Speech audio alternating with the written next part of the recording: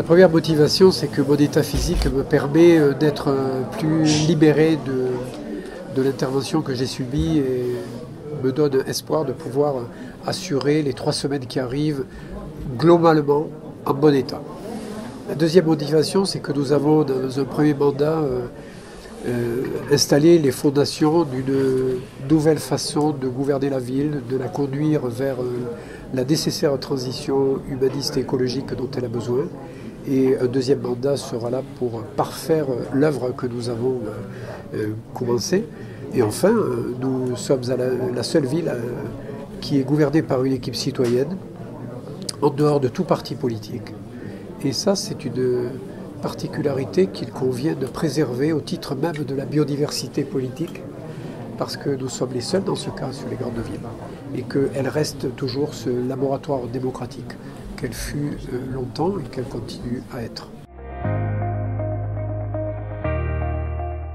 Il y en a plusieurs, mais la mobilité, la sécurité, la ville amie des enfants, une ville accueillante et bienveillante, aimante pour les familles, une ville aux finances maîtrisées, comme nous l'avons fait depuis 6 ans, et puis une ville citoyenne qui est dans la transparence démocratique, parce que cette transparence, aujourd'hui, elle est plus que jamais nécessaire.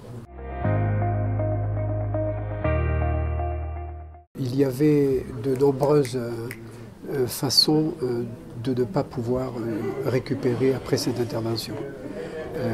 Que ce soit en termes d'allergie aux matériaux, que ce soit en termes d'infection, que ce soit en termes de problèmes sanguins, de problèmes de résistance à la douleur.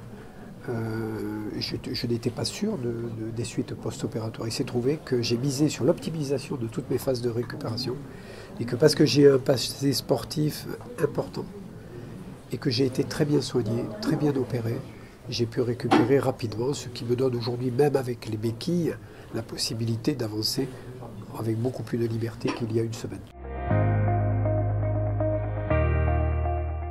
Le seul regret que j'ai, c'est de ne pas avoir pu réaliser les archives de Montpellier, parce qu'elles ont été squattées et que je n'ai pas pu installer les archives de la ville contemporaine qui se trouvent dans la mairie B au centre-ville, et les archives qui se trouvent au dernier étage de la médiathèque Émile Zola, qui sont les archives historiques qui vont de 985, date de la création de la ville, jusqu'à 1914.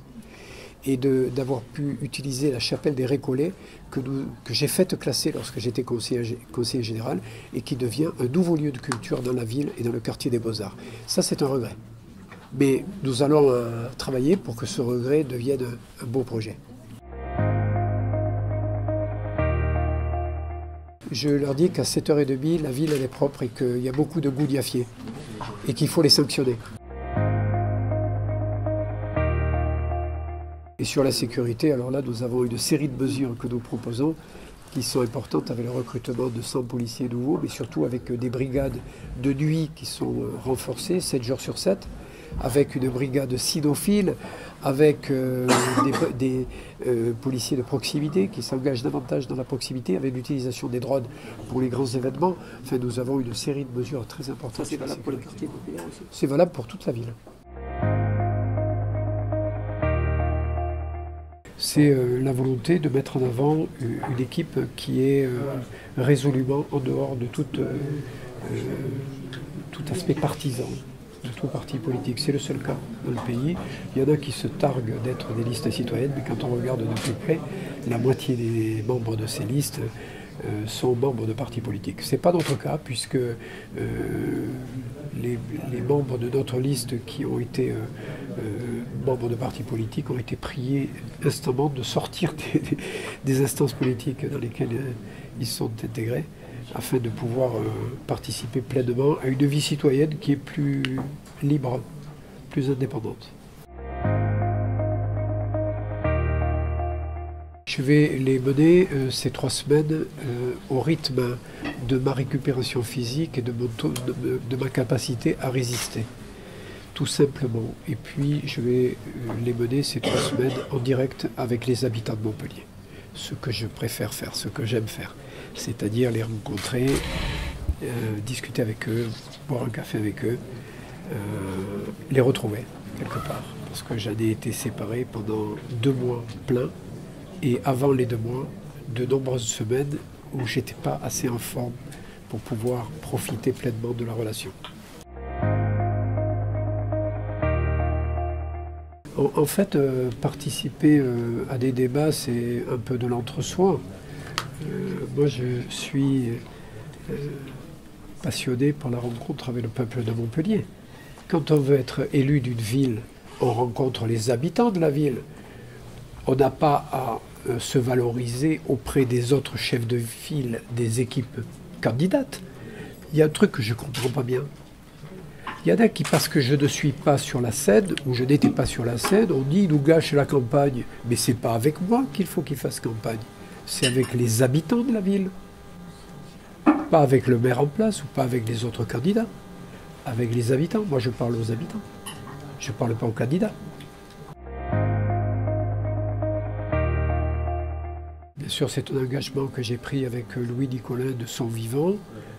Et c'est un engagement nécessaire parce que le stade de la Mosson est en zone inondable. Et ceux qui expliquent qu'ils vont laisser le stade de la Mosson en zone inondable, eh bien, je souhaite pour eux qu'il n'y ait pas d'inondation avec des victimes.